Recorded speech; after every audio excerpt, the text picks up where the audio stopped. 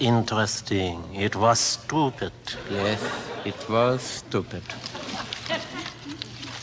But it was also very interesting. Not as interesting as it was stupid. Nonetheless, it was still interesting. Stupid. Interesting. All right. It was interesting. But it was also stupid.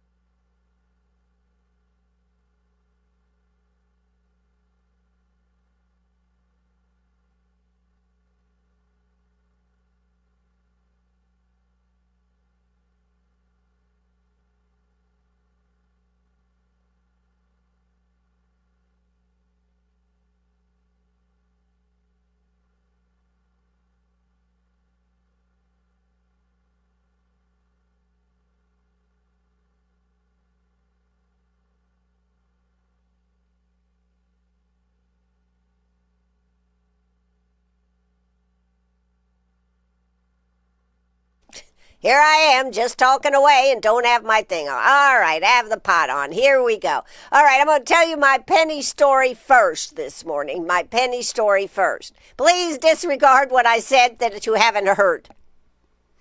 Did you get that? Okay. All right, so I'm going to tell you my penny story first up this morning instead of saving it for the end of the show. Penny, I go in Penny's room. I'm running late. I run in there. I said, come on, let's go outside. Quick, let's go. And she's looking at me like, all right. She's not moving. I said, are you all right? I'm fine. I just don't feel like giving up. Well, the thought crossed my mind to just close the door and leave her in her room. But I said, nah, she's got to go. She drank some water last night. I know she's got to go. So I go running down the hall. She comes after me. We go outside. It's a lovely day outside. The sun is shining. The grass is cut. Oh, it's just beautiful out there in the back. So I'm going, come on, let's go. Come on, let's go potty. Hurry up, let's go. She flops over on her back, lays down in the grass and goes, not gonna do it. I just want to lay here and enjoy this beauty here this morning, and so should you. It's bad when your dog is your karma guru telling you what you should do. And I was like, no, come on. So I've got a leash on her, and it's a retractable leash. So I hook it so it won't retract anymore, and I'm trying to get her up, and she's laying on her back, all fours, looking at the sun, big smile on her face. Gotcha, didn't I? Gotta stop and play with me, don't you? Can't go in and just do your show, 'cause you won't leave me out here, 'cause you know I'm probably gonna run up that street, don't you? So finally I get her up, get her moving. Let's see, what was playing here this morning as I'm out there. Oh yeah, I'm coming. I'm going, Sam and Dave, hold on, I'm coming, I'm going. Come on, Penny, let's go. So now she's got me way out in the field. Yet this dog she will not just pee. She's got to investigate everything. I don't care if she's about to bust. She is going to investigate everything. So we're now down by the tower, and I'm looking at the situation, and I go, we got to get back up there. I said, come on, would you please, just pee for me. Please, please, please. Come on, let's do this thing. Come on, just do this. So, and she goes, nope, I'm going to walk around some more. I said, well, if that's the case, I got to go. So I start trucking up the hill here because it's playing, hold on, I'm coming. And I'm saying to myself, I hope I make it. All right, all of a sudden, Penny goes, well, I guess I'll pee now. I feel like peeing now. So we have to stop while she does that.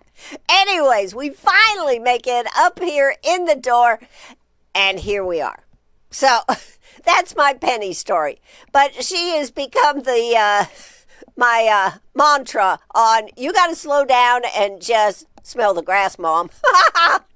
So, but that's my Penny story. I got one more Penny story that I'll share with you if we get to it, and that has to do with the word here.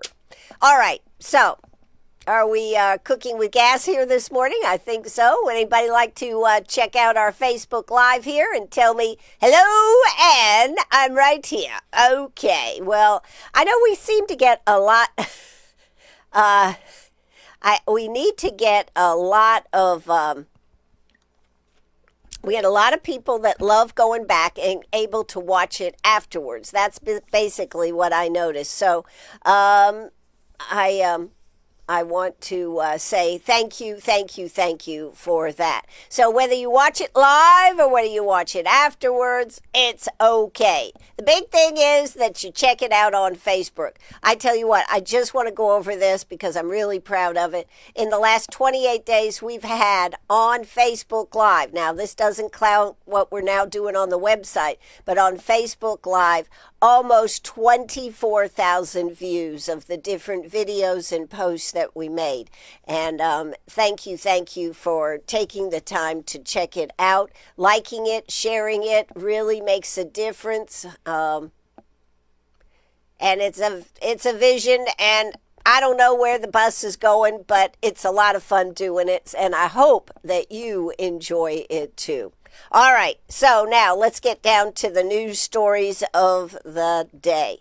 By the way, over there at Little River at 9 o'clock this morning, they were starting to giving out food boxes. You don't even have to get out of your car. Little River Multicultural Center over there in Hodges. Don't know how long they'll be there. It depends on how many people are there, but they give out 2 boxes, one of fresh produce and one of shelf-stable type things. So if you like to go, there is no qualification. Just drive on over there. If they're still giving it out, they started at 9 o'clock this morning. Not sure if it's gone or if they still would have any. If you're close, check it out. All right, I'm Ann Eller. That's just a little quick announcement on that. What else is going on? Well, we want to talk about, they passed the House late. You know, politicians are nothing but drama queens. That's what I have to say. You know, they can't just say, we're going to pass this. Let's just sit this down and get this done. No, they have to, the Democrats, what was it, yesterday, day before, they walked out on something when they were getting ready to vote on a judicial judge to be affirmed. They got mad, so they walked out not going to do this. The House last night, like the Senate the night before, had to go late into the night to see if they were going to do this bill for the $9 billion for clawing back. Just $9 billion, which is just a drop in the bucket when you look at our budget up there in Washington, D.C. And again, I would like to remind everybody, when we talk about budget, spending money, etc., it is our money that they are spending. This idea that it is the government and it only comes from the government, that means it comes from you and me. So if you'd like to have more money in your pocket, if you would like to be able to hold on what precious little that we end up with after giving and doing all this, you need to remember that when they do something like this, we're saving money to put in our pocket. So, just FYI, it really grinds my gears when they talk about the government as though it is a separate entity. You and I both give to that government, and that government then takes and spends your money. So, but they were drama last night. They finally, I guess, agreed. They had to agree on what the Senate had come up with, and the Senate, being the deliberative body, had to take up most of the week with taking out a few things. They couldn't just approve what the House had sent them. No, they had to do it. So that's what we got. So anyways, I'm Ann Eller. We're talking here this morning. That now is done. Of note, yesterday they did do a resolution that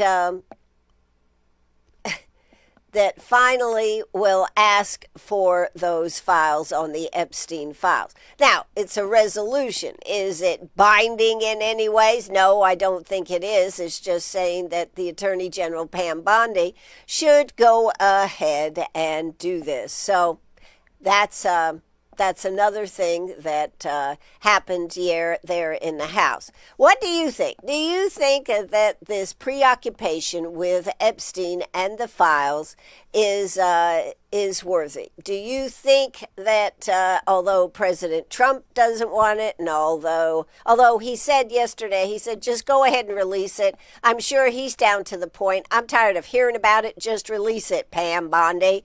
But for some reason, so far, unless something has happened in the last few hours, you know when they'll do it. They won't do it anytime during the day. No, they'll wait till the end of the day on a Friday afternoon or a Friday evening when they'll try to bury it so nobody will see it. But I will say that this is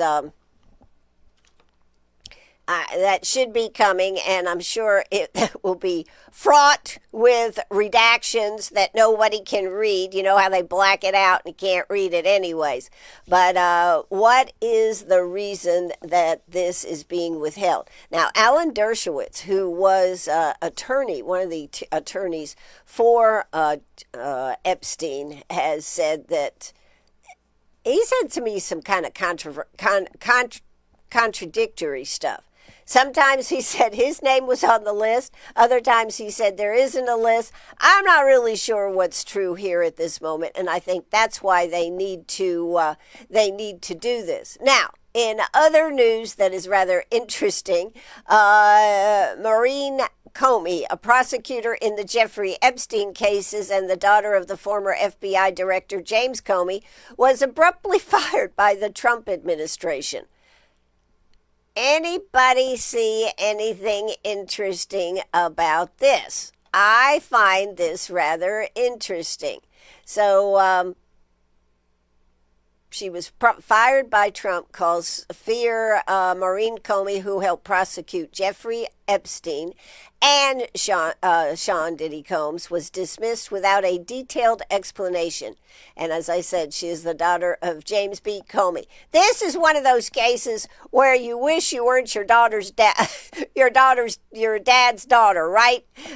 Did she get fired because of how she prosecuted the case? Did she get fired because she's Comey's daughter? I'd put Comey's daughter up there, number one. Or did they, is by her being fired, does her, now this is twisted, I'll admit, does this give her the opportunity to put some of this information out there? But she was abruptly fired by the Trump administration this week. She has employed her colleagues Thursday not to give in to fear, calling it the tool of a tyrant, of course. If a career prosecutor can be fired without reason, fear may seep into the decision of those who remain. She wrote this in an email that was circulated to her colleagues within the federal prosecutor's office in Manhattan. Do not let that happen. And she also prosecuted Ghislaine Maxwell, Epstein's partner. So, she's got a lot of information So why was she fired? Simply because she was Comey's daughter? Or is there another reason? You know, she also was the lead prosecutor in Sean Combs. Miss Comey was told of her firing Wednesday in a letter from the Justice Department official in Washington who cited Article 2 of the Constitution, which broadly describes the powers of the president, according to two people with knowledge of the matter. She said in an email that the letter did not give a reason for her termination. So, she has worked there by the way, for nearly a decade. So, this is kind of something that, they're going to try to just say, oh, she was fired, she has no information, she doesn't know anything. But why did she get fired? Simply because she was Comey's daughter? Or is there something else? Inquiring minds want to know. And I wonder whether this is something that the media is going to pick up and chew on. That's what I want to know. It says firing of line prosecutors used to be rare. In the Southern District, several office veterans could recall only 2 over the course of nearly 4 decades, and both prosecutors were terminated for misconduct by the head of the office, not officials in Washington, after the investigations. But since Trump took control of the Justice Department in January, such firings have become more common. In March, the White House abruptly fired 2 prosecutors in Los Angeles and Memphis, and more recently it fired more than 20 career employees, including the ethics advisor to the Attorney General, Pam Bondi. Legal experts and veterans of the office have now begun to question the involvement or lack thereof of the interim U.S. Attorney Jay Clayton in Miss Comey's firing. So 2 people with knowledge of the matter said that Mr. Clayton had been blindsided by the news. It's just an interesting story that so far I don't think has gotten a lot of oxygen out there. Some people look at it, it may get some more oxygen. We'll see. But I did want to mention that. As I said earlier, they did do a resolution asking for, asking for the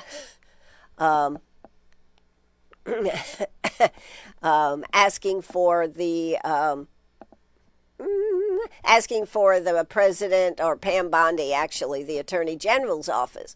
Actually, Trump seems to be having a laissez-faire with it, other than saying, I just want the darn thing put out there so we can get on with my agenda. I'm tired of the people asking me, what about the Epstein's file? Is one of our questions that came in this morning is from one of my Supremo texters that's now live with us on Facebook this morning, Facebook Live. She says, I think Trump is too fire happy. What do you think? Do you think he's too fire happy? I think, one of my things, I think Trump is doing a terrific job. He certainly has closed down the border. He got his bill passed. We're going to have to wait and see how this all works out. But he certainly has shown that they are on the same page as far as getting things done. But, is he being too controlling of the message? That would be one of the things. You know, when you hire all Fox employees that are used to being in front of cameras, that are used to reading a teleprompter, et cetera, is he being too controlling? That is the question. Does he want to make sure that his agenda gets implemented? Absolutely. So one of our texters also said, I heard they were going to release a redacted version. Doesn't that mean it's been edited? Don't we deserve the full story? I think so. I think she's right. I think at this point, if there is nothing to it, if it's simply the names of victims, then that's another story, of course.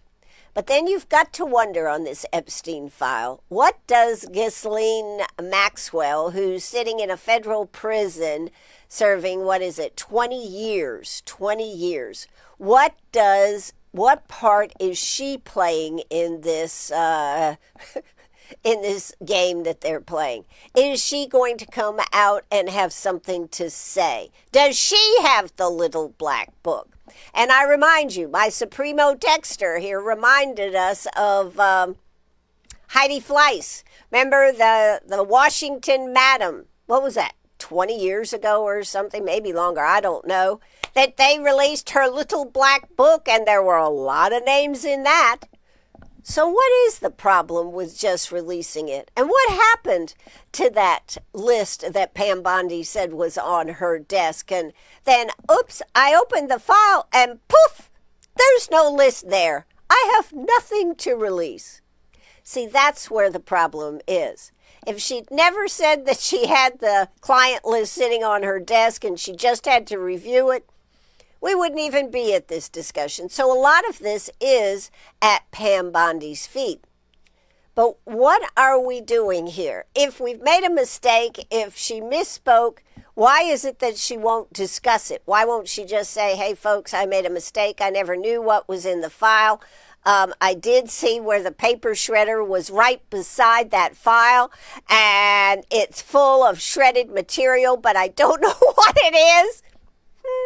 Maybe. I don't know. But this is the story that keeps on giving here today. And will they release it? If they do, let me tell you, it'll be late on a Friday afternoon when they hope that Princess Penny will be out flying with her Frisbee and she won't pay any attention to it and Anne won't be able to because she's throwing the Frisbee. That's what they'll be thinking. But you know what? It's going to be more than that. And I certainly hope that if there is something to it, why has Bongino just totally shut down in any comments that he has made? Why is this happening? I don't, why can't we get this story out there and straight? Somebody just said, some of this seems very Biden-like to me. Can't get the story straight. This is government. This is government. And I agree in some aspects of this, it does seem that way. By the way, did you happen to see the podcast that the president's son did? This sounds like Clinton when he goes, I never had sex with that girl. Remember that? I was only in the White House 12 days during his last year in office. I had nothing to do with what was going on, whether my dad was competent or not. I know nothing. I only saw him 12 days out of this. Oh yeah, there was the time I was there with the cocaine. No, he didn't say that. But I risk my case. Anyways, I guess we should move on. This story is the story that just keeps giving, isn't it? It is the story that just keeps giving. They've let this get out of control. I know that Trump is not happy about it, and I guess that's why he said, oh, just release it. But one thing I do believe this, that if there was something that affected Trump or his allies, his close allies, you know what? They would have already used that when the Democrats were in power, when they were trying to bury Trump as he was making his way back to the presidency. So don't tell me that Trump is in there. I don't believe that. There may be other advising and Republicans, top Republicans or something that are part of it, but there is not Trump, because if Trump had been involved, they would have already put that out there as part of a smear campaign to try to dissuade people. All right, so we've had quite a conversation about that this morning. Quickly, I did watch a little bit of them touring Alcatraz. Here we have Pam Bondi out there touring Alcatraz and seeing if they can bring that facility back to life, right? Back to life. And one of the things that I noticed is I love to look at body language, how people are, not what they're saying, but what they're kind of looking around. And as they stood there and said, "Oh, yes, we can bring this place back," I think they were looking out. I think they were looking around going, "Oh my God." I understand part of it is a power issue that from where the power comes from, they'd have to do some of those things. But I don't know whether Pam Bondi and the former governor of North Dakota, was it, who's now in the office. This, of course, Alcatraz has become a tourist place out there off the coast of California. But, and it's got great history and everything. But is it really a place where they could put people? I mean, it looked pretty rough. Now, I realize you don't get to go to prison and live at the Hilton. Well, some people do. But I realize that it's not like that. But do you really think that that's the place that you're going to bring that back? How much is it going to cost? How long is it going to take? I think there's a lot more to it. But it did make a statement. And as I said, Pam Bondi avoided it most adroitly, talking about what? The Epstein files. There you go.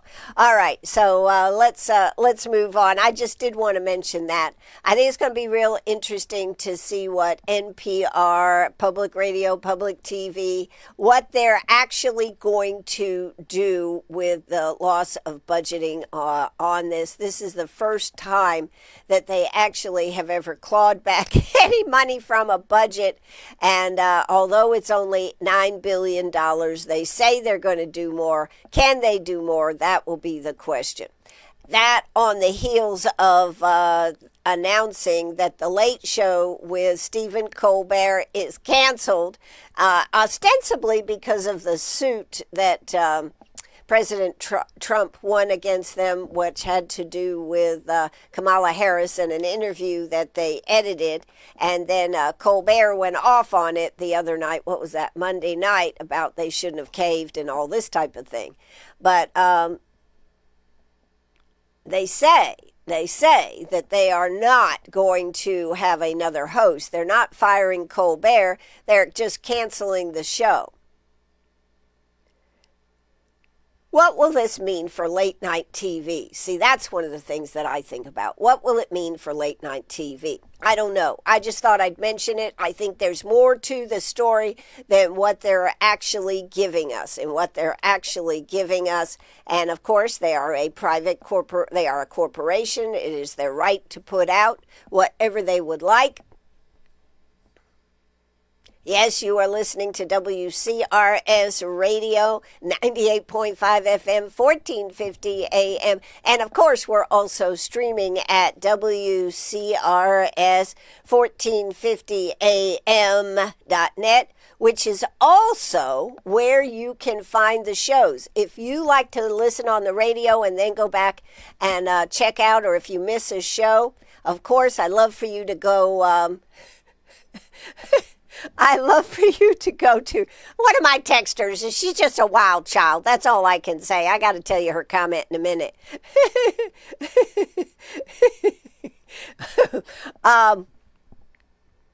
Let's see. What was I talking about here? Oh, I've totally lost my train of thought. I don't know. Anyways, they have canceled the show and for Stephen Colbert. They're not replacing him. They are canceling the show. What will this mean for the future? I mean, are they going to go back to... Maybe, one of the things...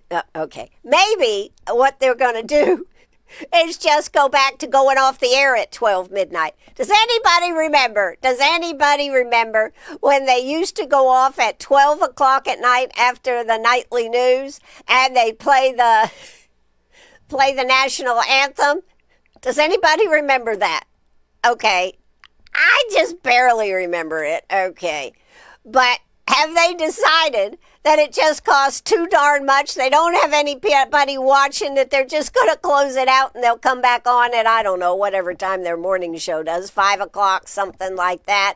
They're probably looking at how much money they can save. Maybe that, and maybe that will start a trend. Now, my Supremo texter over here, she says, good, they can play reruns of Gilligan's Island. I do like back in the 60s and just put a flag on the TV so people go to bed and save power. Well, see, that's what I was just talking about, and she concurs. So remember that. The flag would fly, and then they'd play the national anthem, and everybody knew, turn off the TV, folks, and go to bed. This is a message from your stations across. It's time for everybody to go to bed. Then they started late night shows. Then they started staying open. Yeah, staying on 24/7. But as time goes on, some of these stations may have to say, it's not worth it. You know, when I first bought WCRS, people said to me, are you going to be on 24? Are you going to be on 24 hours? I was like, oh, yeah, I think so. And they go, well, you know, a lot of stations, particularly AM, because we were just AM at the time, close at night. Why are you staying on? And I said, well, because when WCRS started, it was grandfathered in or given the ability to be on 24/7. Do you know why it was brought, was one of the few AM stations, this is just a little trivia, to stay on 24/7. Do you know why that was? It is because they actually used it because World War I, WCRS was the last station to get its license in South Carolina before World War II. Many of you have heard me tell this story. But one of the reasons that it was not a sundowner station like so many AM stations were is because they needed to use the lights in the tower to use that as a honing in point as they were training from up there at Donaldson Center, training the pilots how to fly and do it by instrumentation. So that is why WCRS, one of the few stations across the state of South Carolina that was a 24-hour AM station. So many, even right here in Greenwood. That station, the other station here, had to close down at sundown. Whenever sundown was, the station was supposed to go off the air, not WCRS. They have been on the air continually 24/7 since its inception, I do believe. But that was a very unique piece of history. All right, now that I've given you the little piece of history. So WCRS is on 24/7, willing to be your companion any time of the day or night, 98.5 FM, 1450 AM. All right, so let's get back to a couple of other stories here. We've had lots of comments. And so let's see what else here. So one of my texters just said, maybe if you were on Penny's schedule, you wouldn't be so darn tired. I'm not tired. It's just funny to watch her because she stays in the room when I'm working here late at night. And then I actually get her up and take her in and put her in her crate because so she'll get some rest. And then I sit there and work, and you're right. Then I get in to see her, and she's like, yeah, okay, you want me to go out now? All right. So, but yes, Penny is a trip. Penny has added a lot to my life, and we're finally coming together with a plan here. For months, I've not wondered whether I've done the right thing, but I think I'm making progress. All right, the next thing I want to talk about, the next thing I really want to talk about here this morning is an article in the Index Journal here today. Let's see. Big headline in the Index Journal today. District 50 likely to join majority of South Carolina schools in charging students for tickets. It says no more free admission, and a big article about it. Now, the thing that I want to point out, and I don't really understand why there is such a difference, but the article in the index indicates that there's it says, Jonathan Graves, Director of Communications for Greenwood School District 50, said District 50 is aware of social media posts that was made on one of our high school's athletic pages yesterday regarding student ticket prices. We are currently reviewing this social media post and will provide an update with more information soon. During our review, we want to assure you we are listening to feedback from all of our stakeholders. We greatly appreciate your communication and will continue to listen to your feedback. Then they go in and they talk about how other school districts are charging $8 for football games, $7 for other events and everything. For the above district, student athletes earn free tickets for other events in the season they are participating in. For example, an athlete playing basketball gets free admission into all other winter athletic events. A baseball player gets admission into all spring athletic events. That's at other districts. According to Graves, Greenwood High and Emerald's principals are exploring different options, and both schools will announce these at a later date. Graves said the district is considering doing away with the August 31st deadline for the yearly student gate passes so they would be available throughout the school year, and there are plans for a payment plan to be available. Well, that is something that we brought up the other day. In previous school years, the number of in-district students entering District 50 high school athletic events was tracked by Emerald and Greenwood High, and the district then reimbursed the athletic departments for the student admissions. The Index Journal requested the information regarding the pre-admission reimbursement figure, but they did not get an answer. However, the amount District 50 reimbursed to Emerald and Greenwood High School collectively for student admission into games was $28,400. And then they talk about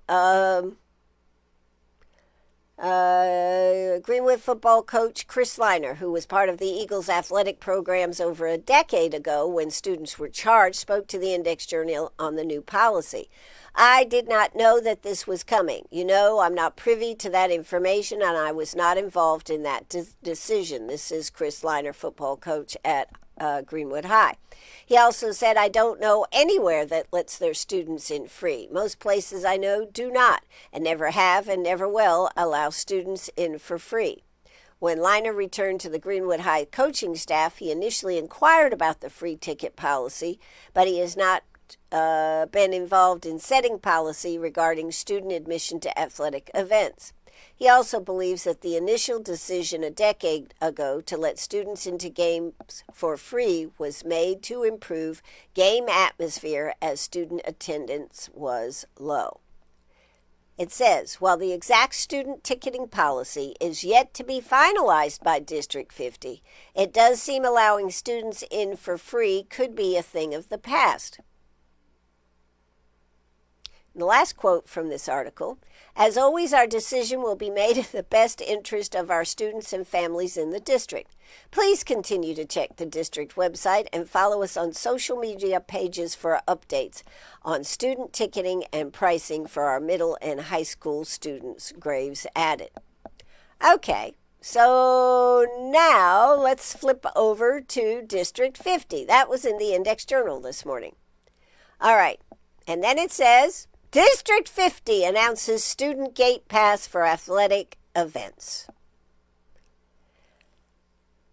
Nowhere in this thing do I see anything that indicates that this policy is in question. Now, this has just been done, so maybe they're questioning it. But on the District 50's webpage, it says, in an effort to maintain strong student attendance, I love this. In an effort to maintain strong student attendance at athletic events while in the midst of ongoing budget constraints, Emerald High School and Greenwood High School are introducing a student gate pass for the 25-26 school year.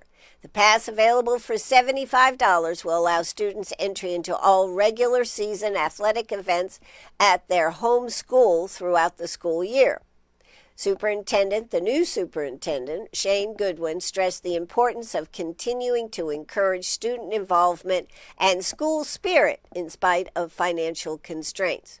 Our students attending athletic events at both our high schools illustrate the pride and passion for athletic at each of our high schools, Goodwin said. We are continually searching for ways to navigate our budget limitations. The Gate Pass ensures students will have an opportunity to support their classmates and enjoy our athletic programs at a reduced and reasonable price. Our high schools have researched other schools in the surrounding area, and this price is comparable and in some cases more affordable than other schools. The Student Gate Pass will be available for purchase throughout the school year. Students must present both their pass and their student ID at the gate for admission. Students who have not purchased a pass will be required to pay regular admission fees. $8 for varsity football games and $7 for regular season games. Please note, Student Gate Pass does not cover playoff games, jamborees, or tournaments. If a pass is lost, or a replacement will be available for $10. They talk about where you can purchase these passes, and they're online or at the main office of your child's school. What about middle school students and middle school athletics? Tickets for middle school students will be $6 for football and basketball. Tickets for all other sporting events would be $5. How much money is saving the high school and or district? And it says $28,440, which is what they were reimbursing the schools by letting students get in for free, and then they would go back to the district and get this money back into their budget, to the individual school's budget. When was this decision made? In June, when they passed the 2026 budget, when they began researching different options for ticket pricing. It says, will the Student Gate Pass provide admission into tournaments, jamborees, and other playoff games? No. Based on South Carolina High School League rules, these passes will not provide admittance into tournaments, jamborees, and or playoff games. For additional information on student passes, please contact your school, or any questions not answered in the FAQs can be directed to Jonathan Graves. But I find it interesting that this is the policy that is set forth on District 50, and yet in the Index Journal, it seems like this policy is totally in flux, and maybe it is. But I don't understand why in the Index Journal article it seems like there is a lot of wiggle room. They haven't made all these decisions, and yet on their webpage it says, yes, we have made these decisions. So I realize that there's been a lot of angst on Facebook about this, and I don't know how this will affect. I think that having an ability to pay over time, because sometimes getting back into school and that $75 could be a hardship. You know, we talk all the time about feeding our students, feeding people, making sure that they are fed. And it says that those programs are expanding. I understand the district's need for money. They are in a hurting position. And if you were part of any of the board meetings and watching this and following what was happening, you know that they really are in a hurting situation. But I think Monday evening is the is the board meeting, 6:15. I'm sure it's going to be a packed house, although they probably will only allow, 5 people to speak on something. But I'm sure that this is going to be a popular topic, and it also will be Superintendent Shane Goodwin's first board meeting. So, welcome to Greenwood. Welcome to Greenwood. We'll see how this plays out. It'll be interesting to see if they change this policy over the weekend, or will they hold firm on this policy? This is what I'm interested in. Will they hold firm on this policy? Are they going to change the policy? What is actually going to happen before the board meeting? Now, when they get into the board meeting, who knows what's going to happen? But I'll be interested to see, because according to this Index Journal story, it's they're kind of wishy-washy about whether it's a firm policy. Now, you flip over to District 50's webpage, and it says, no, this is done. This is what we're doing.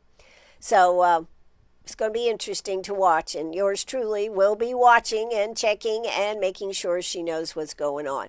I just thought I would bring that up. I don't mean to berate this. I know that they have been in the school district, District 50, all of the school districts have been in a hard place this last year with cuts to funding, with not knowing what funding is coming their way. But how will this play out? And one of the big questions that isn't addressed in that article is, do staff and teachers have to pay to go to the games, or do they not? And I think that is another question that needs to be answered too. Of course, they haven't. Do they have to pay? Is it something that they do for staff? I don't know. That's just a question that's been asked of me many times, and I have not gotten an answer to that. So, as we get ready to finish up here, I wonder where it's all going to end, folks. I wonder where it's all going to end. I had a couple other stories I wanted to share with you, but I think I better finish it up. Lots of these stories will wait till Monday. You know me, I just enjoy getting out there and mixing it up with y'all and getting your opinions. And I do so much appreciate the fact, whether you watch it on Facebook, whether you listen on the radio, whether you catch my live Facebook lives that we do, I appreciate you being connected with me. So please like and share the video. If you go in, check it out for a few minutes. I hope I provide a little entertainment. I hope really more than anything else, I hope I make you think about some things. Sometimes people go, Ann, you're just outlandish. Well, yeah, because I want you to think about things. I don't want you just to sit here and just take it all in and go, yeah, another talk show host. I want you to think about things. I want you to say, is this something that deserves having more discussion about? Maybe you want to do more research about it. Maybe you want to ask a question and I can do more research about it. But that's what I want. It's a show to make you kind of question just the obvious out there and sometimes the not so obvious. I do want to share a little story that I found. This is from the New York Post in closing. This is not funny, but it is kind of funny. Okay. Long Island man, 61, wearing large metal necklace, gets sucked into an MRI machine. Number one, why did they allow him to get in the machine with a large metal necklace around his neck? Anytime I've had to have an MRI, they've made sure that you couldn't wear any of these things. But it says, a 61-year-old man in critical condition after he was sucked into an MRI machine on Long Island while wearing a large metal necklace. The freak accident occurred Wednesday afternoon when the man, who has not been identified by police, walked into the exam room at the Nassau Open MRI sporting the chunky chain while the scan was already underway, according to the Nassau County Police. That's in New York City. Authorities said the man, who was not authorized to enter the Westbury imaging room, suffered a medical episode after he was forcibly pulled into the machine. Oh my gosh. I thought he was rushed to the local hospital, where he's listed in critical condition with unknown injuries. It remains unclear how he gained access to the medical suite during an active scan. Oh my God. MRI, or magnetic resonant imaging machines, use powerful magnetic fields that require patients and physicians to remove jewelry and other metallic objects for safety reasons. The investigation is ongoing. I guess they'll be posting this at all your offices, hospitals, etc., where there's an MRI in progress. They'll probably have a constant video feed of that thing going round and round. What not to do? Take off what to do? Take off your jewelry. But how did a man get in an MRI machine during an active scan? Was somebody else already in there? There is none of the details that we need for this story. But I just thought, what a way to close out Friday morning right here on WCRS Radio. The weather, just give you a quick update on the weather. It's going to be hot. That's the basic thing. We've got hot weather. And let's see, I just want 86 right now. Feels like 93. We are headed for a high of 96. So that means if the feel like temperature is going to be over 100. Over 100. So there you go. That's for today. That's Friday, Saturday, high of 96 and a low of 75, pretty much a ditto day. Sunday, a high of 96, low of 75. Monday, a high of 97. Looks like we might get some showers. So, as we finish up here, I want to say have a great weekend. I will be back tomorrow morning. I am taking the next 2 weeks for afternoon shows are off my calendar. I'm going to take a little time, but I will be here in the morning. I will be giving you, and by the way, Tuesday morning, we are going to have an interview with Lieutenant Governor Pamela Evett about her announcement. Yes, Penny, we're going back outside. About her announcement, you're going to want to tune in. That will be Tuesday morning at 9:30. If you have a question for the Lieutenant Governor, please go ahead and send it. 864-229-7984. Call me, text me, or send me an email. If it's a longer one, you'd rather send an email to wcrsinfo@gmail.com. That's going to do it for me. Thanks, everybody. Have a great weekend. Penny, what you got to say? I got to go now. That's right. So I got to go now. Have a great day. Woo! There you go, Penny.